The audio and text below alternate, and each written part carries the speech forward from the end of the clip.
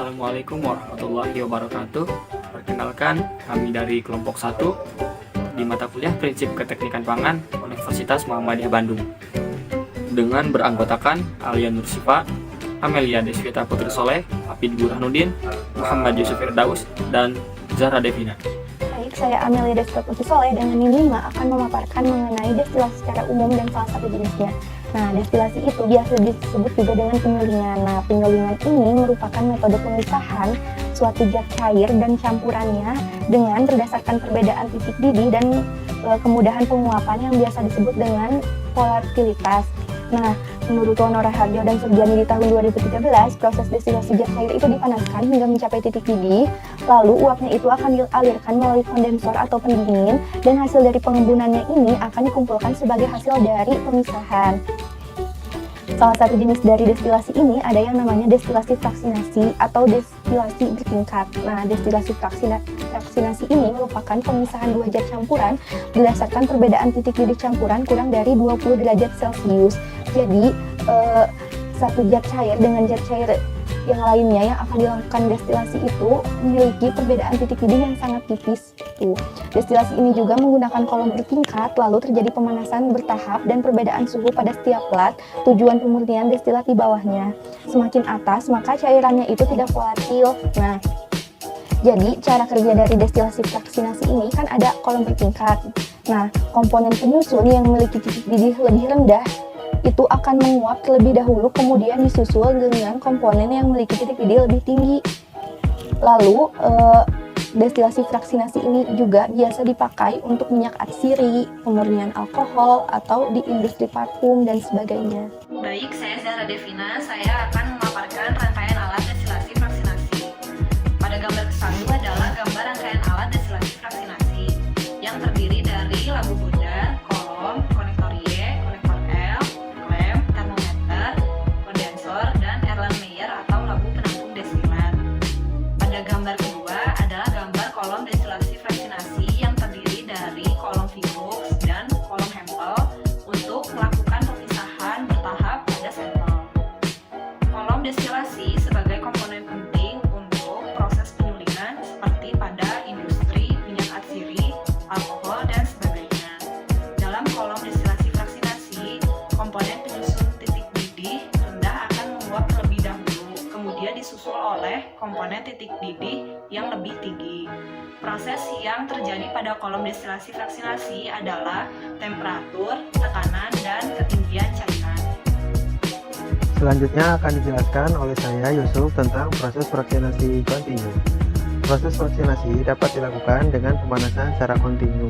Pada titik didih tertentu, komponen dengan titik didih yang lebih rendah akan lebih cepat menguap daripada komponen yang memiliki titik didih yang tinggi. Misalnya, komponen A dikondensasi dengan menjadi kondensat A, sementara pemanasan akan tetap berlangsung dan tetap berlanjut. Jika komponen A tersebut sudah habis, maka temperatur akan terus naik sampai titik didih komponen yang lain dan begitu seterusnya. Untuk mengganti komponen kondensat akan diperoleh komponen yang berbeda dengan memperhatikan titik didihnya terlebih dahulu. Selanjutnya adalah kelebihan dan kekurangan dari proses destilasi fraksinasi. Yang pertama adalah kelebihan, yaitu hanya membutuhkan satu kolom destilasi.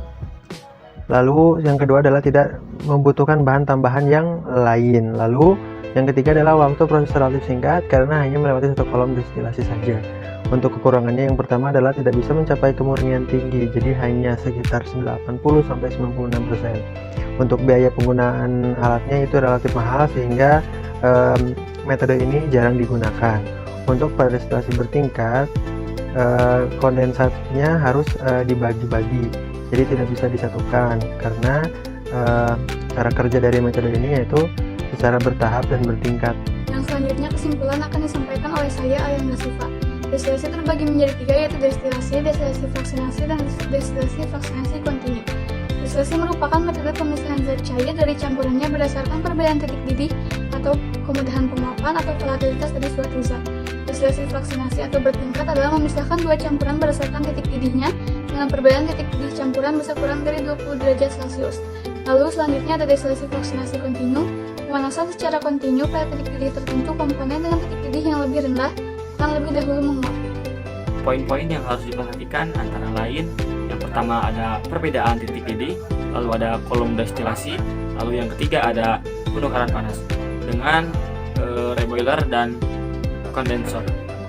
Lalu yang keempat ada profil suhu, dan yang kelima ada aliran massa dan aliran panas. Lalu selanjutnya adalah studi kasus yang kami ambil pada pembahasan kali ini, yaitu tentang pengaruh rentang suhu destilasi fraksinasi terhadap kadar pacouli alkohol atau pH dalam minyak nilam. Minyak nilam sendiri di Indonesia adalah produk aromatik yang signifikan dengan potensi yang baik jika dikombinasikan dengan minyak alami lainnya. Lalu penelitian ini bertujuan untuk mengetahui pengaruh rentang suhu destilasi fraksinasi terhadap kadar pacouli alkohol atau pH. Baik, pembahasan selanjutnya yaitu metode eksperimen dengan analisis deskriptif. Nah, penelitian ini digunakan dengan rentan waktu fraksinasi dibagi menjadi 3 bagian.